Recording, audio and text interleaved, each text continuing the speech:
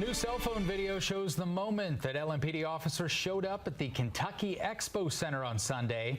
In that video, you can see the officers there run into the building. They've got rifles out as they responded to calls of an active aggressor. You're watching Wave News at 5. I'm Brian Schlonsky. And I'm Myra Ansari. LMPD says that a ceiling tile falling and hitting a metal chair was the start of the chaos. Police say at the same time and in the same area, a woman was having a medical emergency. The combination of those two incidents is what led people nearby to think that they had heard a shot. It does not seem at this juncture that anyone inside the Kentucky Exposition Center was doing any of this alerting of an active aggressor with any malice. I think all of this was well intended by somebody who saw something and said something.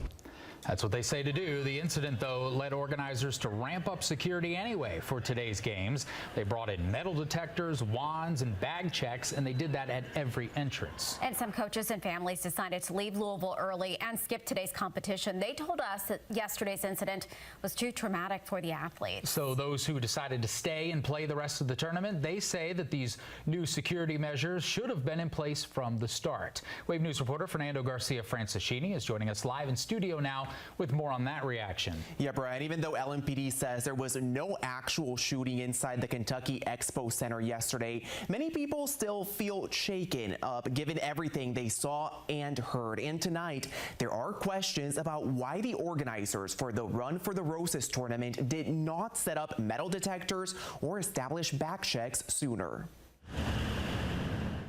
For the thousands of people in town for the Run for the Roses basketball tournament, entering the Kentucky Expo Center took a little longer on Monday, as everyone was screened with metal detector wands and no bag was left unchecked. It makes me question why were they not able to do that leading up to this situation. We spoke with Coach Aaron Meyer via FaceTime. He and his team were heading back home to Iowa after deciding they would not continue playing the tournament following Sunday's chaotic events. To see these police officers coming at you, essentially going into the building with guns drawn, shotguns, it was pretty intimidating. Meyer says most of his players did not feel comfortable going back to play at the Expo Center.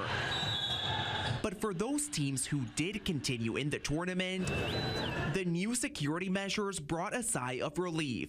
I was really happy that they were taking these precautions to make sure everybody was safe and making sure that nothing like that would ever happen. Even though they felt more at ease on Monday, players Ashlyn Rivers and Malia Land feel like metal detectors and back checks should be the standard. I feel like they should have done that from the start. It's a sentiment echoed by other players we spoke with, saying they were shocked to not see the extra security all weekend long. This is the biggest tournament for girls in the country, so with 40,000 people here, why would there not be security? And while police say there was no active shooter this time, people hope it can serve as a learning experience for those in charge of the tournaments. I hope the Roses board and directors can use this still as a learning tool and still improve the things that I think that they need to improve on anyway. We did ask the organizers for the Run for the Roses if they would make someone available for an interview. They said they wouldn't do an interview until LMPD's investigation was complete. Fernando Garcia-Franceschini, Wave News. I'll wait for that. All right, thanks, Fernando.